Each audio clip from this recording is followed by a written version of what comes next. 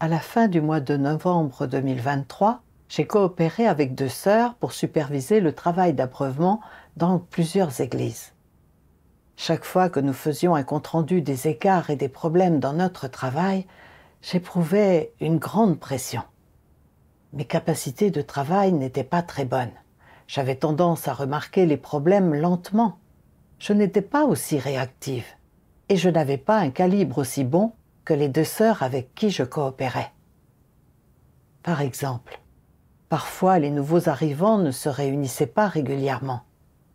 Les personnes chargées de l'abreuvement mentionnaient des raisons objectives et se contentaient de signaler les problèmes des nouveaux arrivants.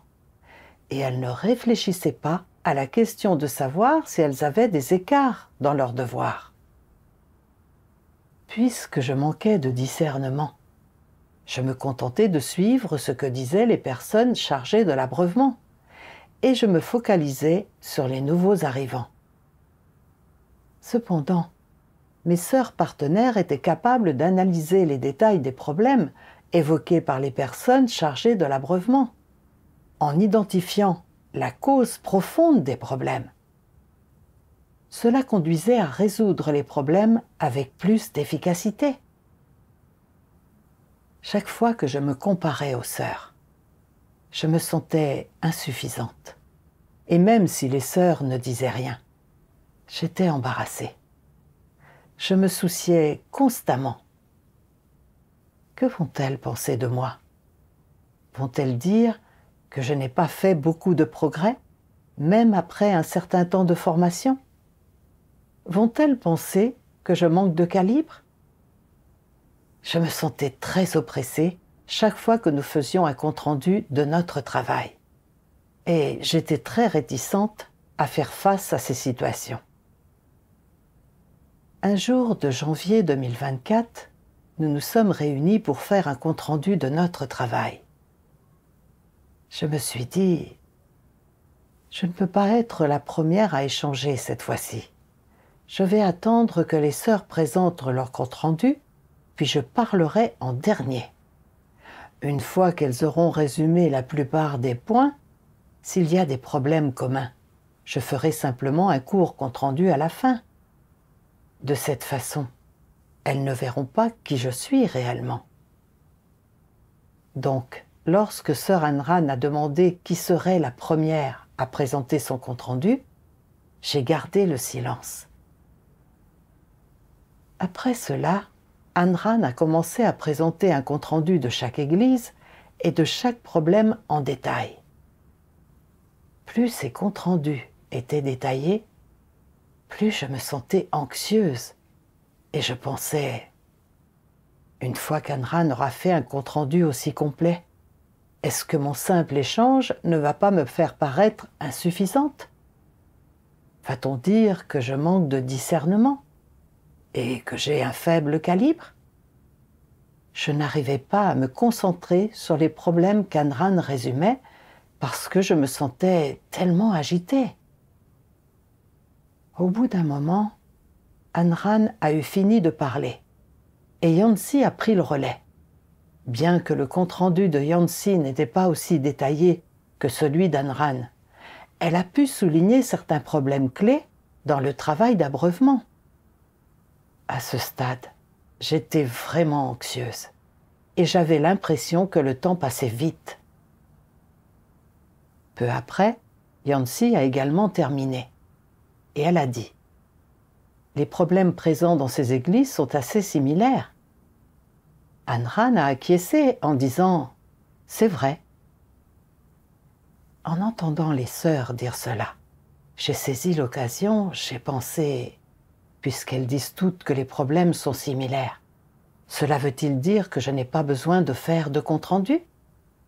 De cette façon, je peux éviter de me ridiculiser avec un échange simple. » J'ai rapidement saisi l'occasion pour dire « Mon compte-rendu porte à peu près sur les mêmes problèmes que les vôtres. » En regardant l'horloge, j'ai vu qu'il était déjà plus de minuit et que tout le monde semblait un peu fatigué. Alors j'ai pensé, maintenant que tout le monde a sommeil, même si l'on remarque que mon compte-rendu est simple. On pourra penser que c'est juste parce que je n'étais pas très lucide. De cette façon, je pourrais m'en sortir de justesse. Alors j'ai dit « Il est trop tard maintenant et mon esprit est un peu embrouillé. Mon compte-rendu est similaire au vôtre, donc je vais juste l'exposer rapidement. » Mais contre toute attente, Ayn Rand a dit « Faire un compte-rendu maintenant ne donnera pas de bons résultats. Faisons cela demain matin. » Mais ensuite, j'ai pensé « Demain matin, quand tout le monde sera plus énergique, ils entendront immédiatement mon simple compte-rendu pour ce qu'il est. Que pensera-t-on de moi à ce moment-là? Il vaut mieux que je présente mon compte-rendu maintenant. Ainsi, même s'il est simple, cela ne se remarquera peut-être pas. De cette façon, je pourrais sauver quelque peu les apparences. J'ai rapidement dit « Finissons le compte-rendu ce soir. Nous avons un autre travail demain matin. » Les sœurs n'ont rien répondu, semblant somnolentes alors qu'elles ont continué à écouter mon compte-rendu. Après avoir parlé, j'ai finalement éprouvé un sentiment de soulagement. Plus tard, lors d'une réunion, j'ai partagé cette expérience en discutant de mon état. En parlant, j'ai pris conscience que je m'étais beaucoup embrouillée rien qu'en faisant un compte-rendu du travail. Mes sœurs partenaires me l'ont également fait remarquer, en disant « Regarde comme tes pensées se sont embrouillées à force de trop réfléchir. Sais-tu pourquoi tu n'arrivais pas à identifier les problèmes? C'est tout simplement parce que tu étais concentré à protéger ton image. Et ton esprit n'était pas sur la bonne tâche. » En effet, ce que les sœurs disaient était vrai. Récemment, l'efficacité de notre travail avait été faible, et je ne m'étais pas penchée sur la manière de résumer clairement les problèmes et les écarts pour apporter des solutions efficaces, ni sur la manière dont mes sœurs partenaires identifiaient et résumaient les problèmes, ni sur la façon d'apprendre d'elles. Au lieu de cela, j'avais concentré toute mon attention sur la manière de protéger mon image et mon statut. À ce stade, je me suis rappelé un article de témoignage d'expérience que j'avais lu quelques jours auparavant, qui citait un passage des paroles de Dieu qui disséquait un état très similaire au mien.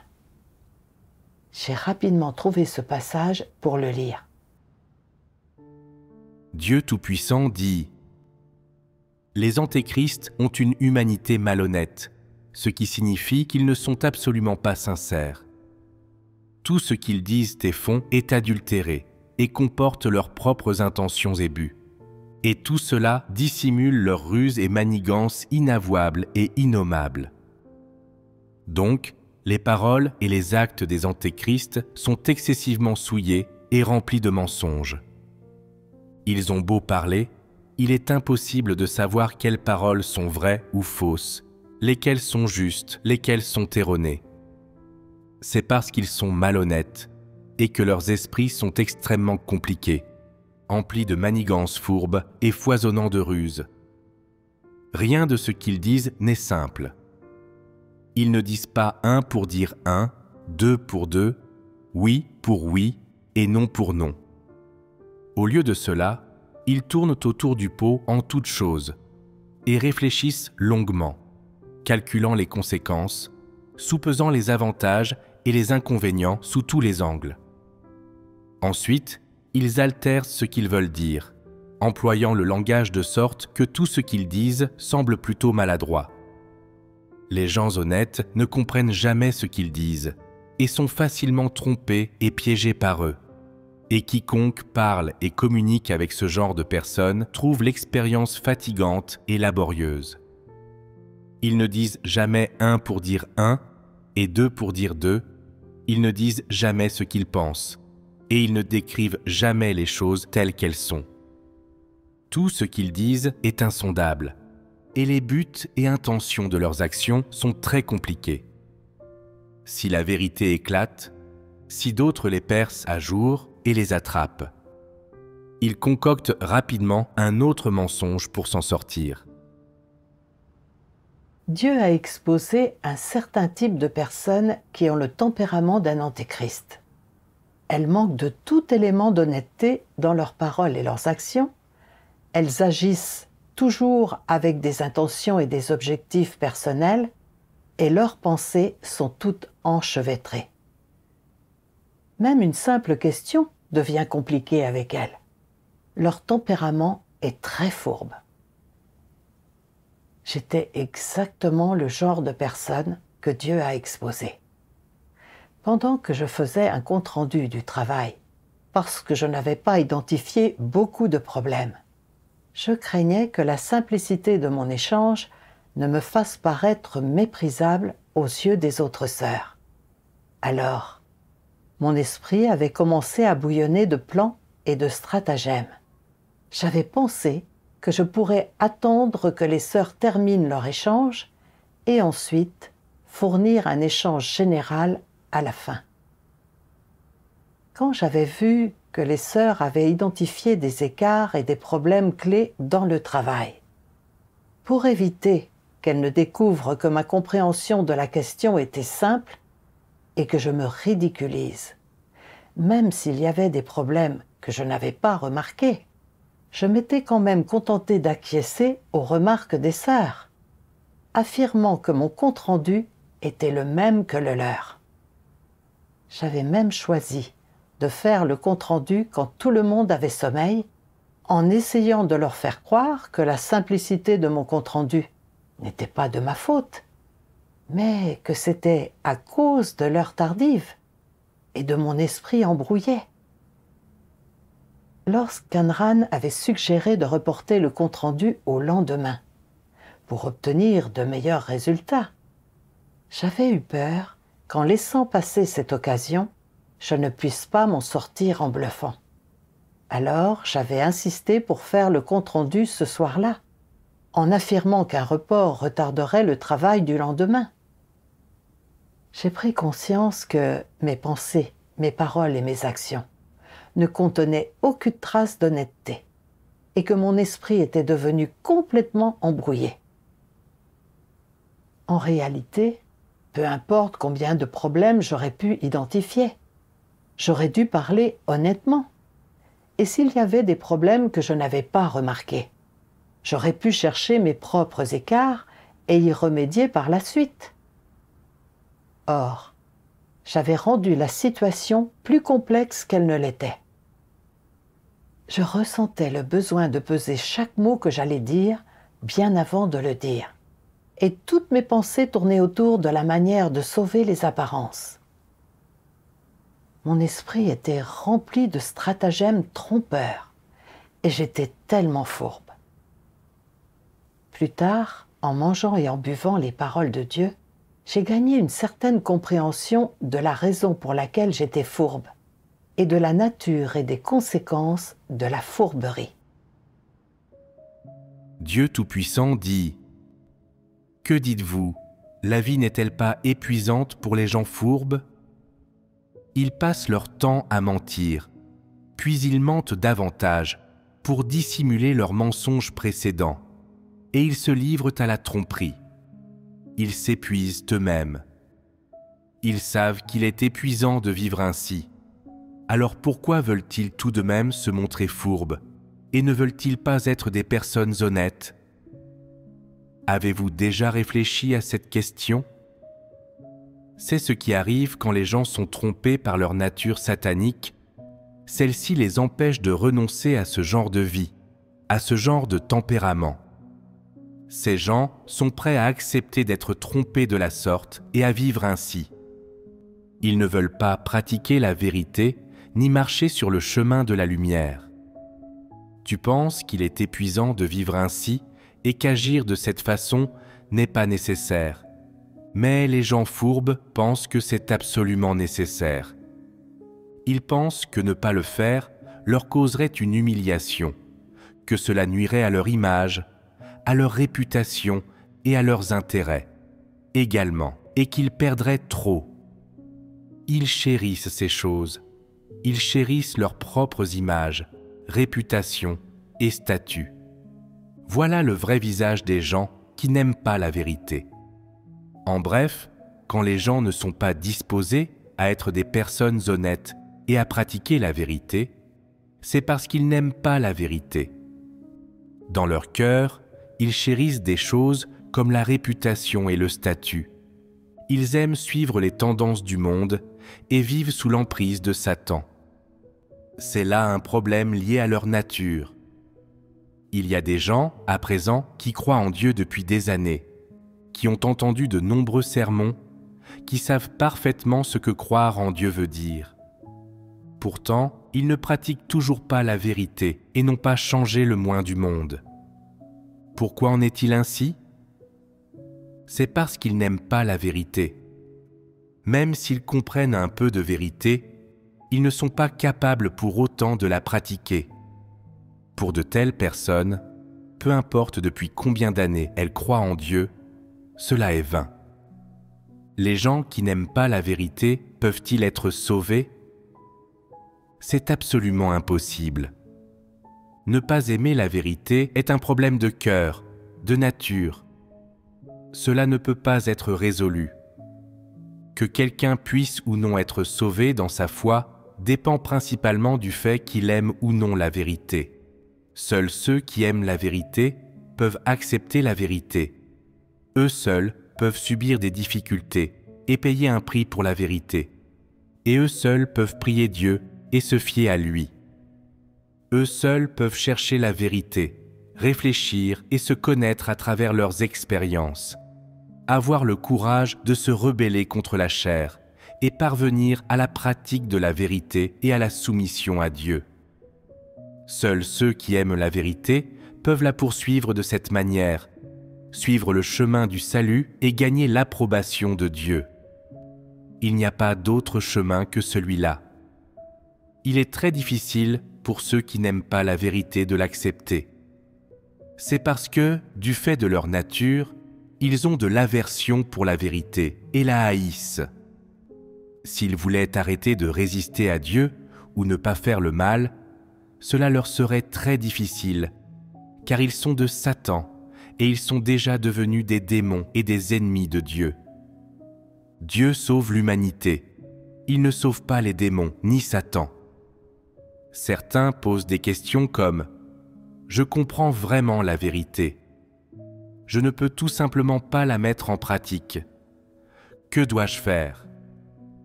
Voilà quelqu'un qui n'aime pas la vérité. Si quelqu'un n'aime pas la vérité, alors il ne peut pas la mettre en pratique, même s'il la comprend, car au fond, il ne veut pas le faire et il n'aime pas la vérité. Une telle personne ne peut pas être sauvée.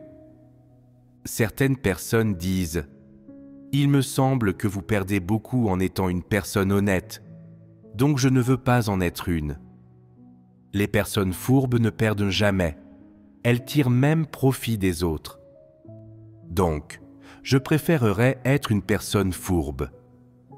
Je ne veux pas laisser les autres connaître mes affaires privées, les laisser me saisir ou me comprendre. Mon destin doit être entre mes mains. Par tous les moyens, alors, essaye et tu verras. Vois avec quel type de résultat tu te retrouves. Vois qui va en enfer et qui est puni à la fin. Après avoir lu les paroles de Dieu, j'ai compris qu'intrinsèquement, les personnes fourbes n'aiment pas la vérité et refusent de pratiquer l'honnêteté. Elles passent leur temps à manipuler et à duper pour protéger leur image et leur statut et mènent ainsi une vie épuisante et douloureuse.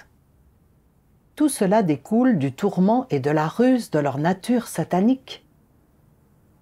Faire un compte-rendu du travail afin d'identifier les problèmes et les écarts avait pour objectif d'améliorer le travail d'abreuvement à venir. Or, j'étais toujours préoccupée par le fait que la simplicité de mon compte-rendu pourrait amener les sœurs à me mépriser. Alors, je n'avais cessé de calculer et de manigancer. Il était évident que je n'avais pas identifié de problème, mais je n'osais pas dire la vérité en toute franchise. Les sœurs avec lesquelles je collaborais avaient proposé que, pour qu'un compte-rendu donne des résultats, nous le fassions lorsque nous disposerions de suffisamment d'énergie. Je savais que la suggestion de la sœur était bénéfique pour le travail. Pourtant, je continuais à recourir à la ruse pour sauver les apparences. J'étais tellement fourbe.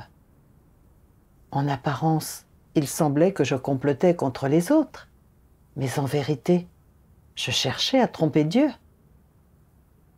Comme mes sœurs partenaires l'avaient souligné lors du compte-rendu du travail, je n'étais pas concentrée sur la tâche en cours et je ne me servais pas non plus du compte-rendu pour identifier les problèmes et les écarts afin d'améliorer le travail à l'avenir. Au contraire, je ne pensais qu'à mon image personnelle et à mon statut, élaborant méticuleusement des stratagèmes pour dissimuler mes lacunes. Non seulement ma manière de vivre était épuisante, mais je ne parvenais pas non plus à gagner l'éclairage ou la direction de Dieu. En réalité, je n'avais pas été seulement fourbe et trompeuse lors de cette séance de synthèse particulière. Même pendant nos discussions régulières, j'avais agi souvent avec fourberie pour éviter d'exposer mes lacunes. Pour les problèmes que je n'avais pas identifiés, je m'étais contentée de reprendre les propos des sœurs ou de trouver une excuse qui paraîtrait digne. J'ai réfléchi à la façon dont Dieu a exprimé tant de vérité, en nous guidant pour que nous poursuivions la vérité, soyons honnêtes et vivions une vraie ressemblance humaine. Or, je m'opposais constamment aux exigences de Dieu et je vivais selon mon tempérament satanique. En apparence, je me donnais un masque de fermeté pour que mes sœurs partenaires ne perçoivent pas mes lacunes et pour pouvoir maintenir momentanément le sentiment d'avoir une réputation et un statut. Mais Dieu scrute tout. Le tempérament fourbe que je révélais, ainsi que mon intention méprisable de protéger mes intérêts, avaient conduit Dieu à me détester et à m'exécrer. Je me suis souvenu de ce que le Seigneur Jésus a dit. Je vous le dis en vérité, si vous ne vous convertissez et si vous ne devenez comme les petits-enfants, vous n'entrerez pas dans le royaume des cieux. Le tempérament de Dieu est juste et saint, et il approuve ceux qui sont simples et honnêtes. Si je continuais à vivre selon mon tempérament fourbe, en cherchant constamment à duper les gens et Dieu, sans pratiquer l'honnêteté, je finirais par être abandonné et éliminé par Dieu. Plus tard, j'ai trouvé un chemin de pratique et d'entrée grâce aux paroles de Dieu. Dieu Tout-Puissant dit que Dieu exige des gens qu'ils soient honnêtes, prouve qu'il abhorre vraiment les gens fourbes et qu'il les déteste. La détestation que Dieu éprouve pour les gens fourbes est une détestation de leur façon de faire les choses, de leur tempérament et aussi de leurs intentions et des moyens qu'ils utilisent pour tromper les autres. Dieu déteste toutes ces choses. Si les personnes fourbes sont capables d'accepter la vérité, d'admettre leur tempérament fourbe et qu'elles sont disposées à accepter le salut de Dieu, alors elles aussi ont l'espoir d'être sauvées. Car Dieu n'a de préjugés contre personne, et la vérité n'en a pas non plus. Et donc, si nous voulons devenir des gens qui sont agréables à Dieu, la première chose que nous devons faire, c'est changer nos principes en ce qui concerne notre façon de nous conduire.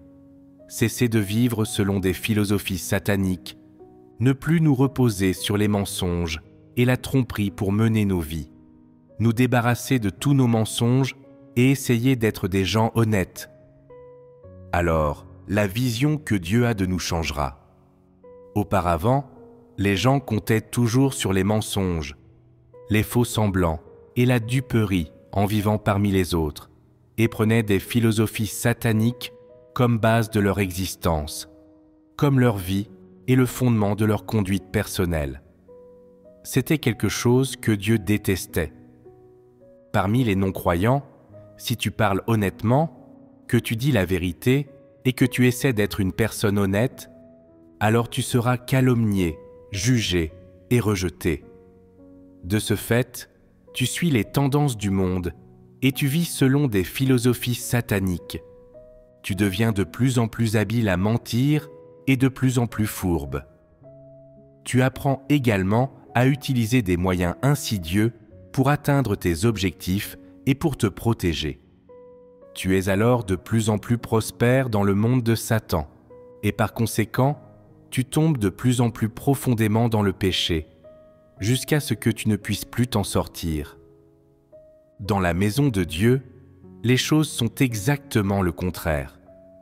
Plus tu es capable de mentir et d'être fourbe, plus les élus de Dieu se dégoûteront de toi et te rejetteront. Si tu refuses de te repentir et que tu t'accroches toujours aux philosophies et à la logique satanique, et que tu recours également à des manigances, à des stratagèmes et à des tactiques sophistiquées pour te déguiser et te valoriser, alors tu es très susceptible d'être révélé et éliminé. C'est parce que Dieu déteste les gens fourbes. Seuls les gens honnêtes peuvent prospérer dans la maison de Dieu, et tous les gens fourbes finiront par être rejetés et éliminés. Tout cela a été ordonné par Dieu depuis longtemps. Seules les personnes honnêtes peuvent avoir leur part dans le royaume des cieux. Si tu ne t'efforces pas d'être une personne honnête et que tu n'expérimentes pas et ne pratiques pas dans la direction de la poursuite de la vérité, si tu n'exposes pas ta propre laideur et ne te mets pas à nu, alors tu ne pourras jamais recevoir l'œuvre du Saint-Esprit ni gagner l'approbation de Dieu. Après avoir lu les paroles de Dieu, j'ai pris conscience que Dieu nous demande de pratiquer la vérité et d'être des personnes honnêtes. Nous devons être capables d'accepter l'examen de Dieu lorsque des situations se présentent. Nous devons changer nos intentions à la racine lorsque nous parlons et agissons. Et nous ne devons pas tromper les autres ou Dieu pour protéger nos propres intérêts charnels, notre image ou notre statut. Au contraire, nous devons pratiquer la vérité et nous entraîner à être des personnes honnêtes. Lorsque nous parlons et agissons, nous devons être directs et honnêtes, sans aucune dissimulation ni hypocrisie. Seules de telles personnes peuvent gagner l'approbation de Dieu. Dès lors, je devais pratiquer le fait d'être une personne honnête. Je ne pouvais plus dissimuler ni couvrir mes lacunes. Je devais dire tout ce que je savais. Et lorsque mes lacunes et mes manquements seraient exposés, je devais faire un compte-rendu de mes écarts et apprendre des forces des autres. Plus tard, au moment de partager les opinions pendant le travail de synthèse avec les sœurs, je me suis sentie moins contrainte. Quand je ne comprenais pas les choses, je le disais et m'ouvrais pour demander de l'aide aux sœurs. Les sœurs ne me regardaient pas de haut. Au contraire, elles me guidaient et m'aidaient. Grâce à leur aide, j'ai mieux compris la cause profonde de certains problèmes et j'ai également commencé à trouver certains chemins pour faire un compte-rendu du travail et résoudre les problèmes. Plus tard, j'ai cherché comment je devais pratiquer et progresser par rapport à ce problème. J'avais toujours pensé que mon calibre était inférieur à celui des sœurs partenaires, et en particulier pendant la synthèse des problèmes. Je n'arrivais pas à identifier les problèmes comme elles en étaient capables, ce qui me faisait toujours me sentir contrainte lorsqu'il s'agissait de coopérer avec elles. J'ai lu un passage des paroles de Dieu. Dieu Tout-Puissant dit, la ligne suivante dans la chanson dit « bien que mon calibre soit bas, j'ai un cœur honnête. Ces paroles semblent très réelles et parlent de quelque chose que Dieu exige des gens. Quelle est cette exigence? Que si les gens manquent de calibre, ce n'est pas la fin du monde, mais ils doivent posséder un cœur honnête, et si tel est le cas, ils seront capables de recevoir l'approbation de Dieu. Quelle que soit ta situation ou ton environnement, tu dois être honnête, t'exprimer avec honnêteté, agir avec honnêteté, être capable d'accomplir ton devoir de tout ton cœur et de tout ton esprit, être dévoué envers ton devoir, ne pas chercher de raccourcis, ne pas être fuyant ou malhonnête, ne pas mentir ou tromper et ne pas tourner autour du pot. Tu dois agir selon la vérité et poursuivre la vérité. Beaucoup de gens pensent qu'ils sont de faible calibre et qu'ils ne remplissent jamais leurs devoirs correctement ou selon le standard. Ils donnent le meilleur d'eux-mêmes dans ce qu'ils font, mais ils n'arrivent jamais à saisir les principes et ils ne parviennent toujours pas à produire de très bons résultats. Au bout du compte, ils ne font que se plaindre d'être de trop faible calibre et ils deviennent négatifs. N'y a-t-il donc aucune manière d'avancer lorsqu'une personne est de faible calibre? Être de faible calibre n'est pas une maladie mortelle, et Dieu n'a jamais dit qu'il ne sauverait pas les personnes de faible calibre. Comme Dieu l'a dit précédemment, il est attristé par ceux qui sont honnêtes mais ignorants. Que signifie être ignorant? L'ignorance découle souvent d'un faible calibre. Lorsque les gens sont de faible calibre, ils ont une compréhension superficielle de la vérité.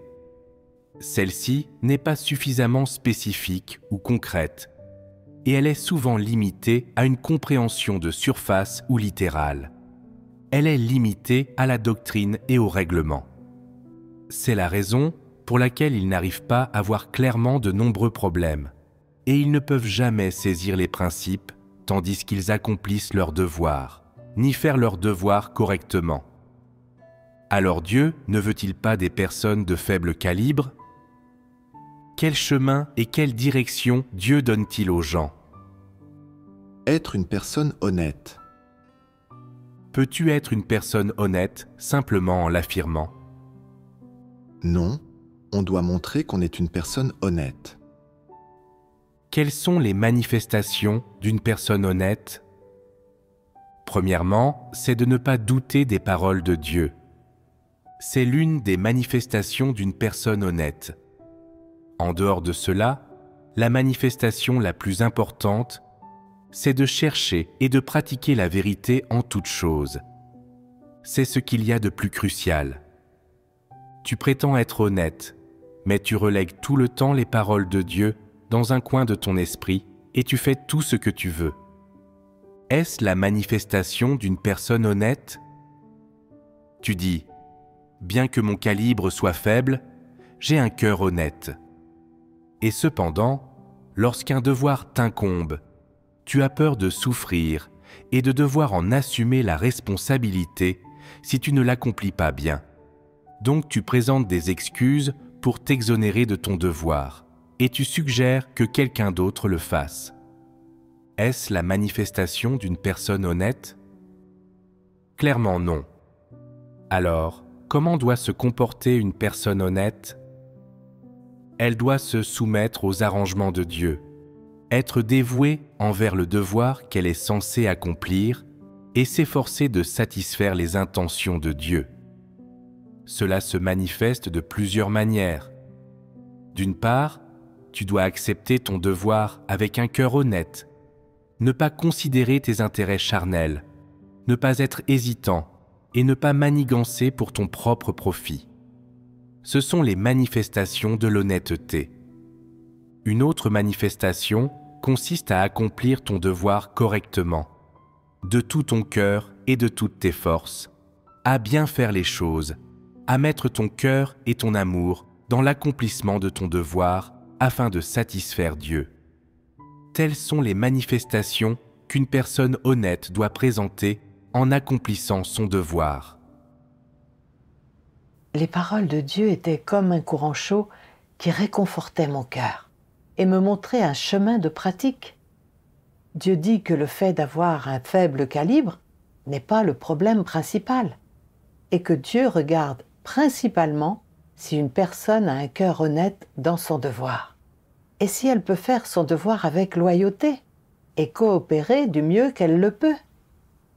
Même si nous rencontrons quelque chose que nous ne comprenons pas ou ne savons pas faire, nous devrions prier davantage Dieu et chercher sa direction, nous concentrer sur la recherche des vérités principes en toutes choses et échanger avec les frères et sœurs avec lesquels nous coopérons.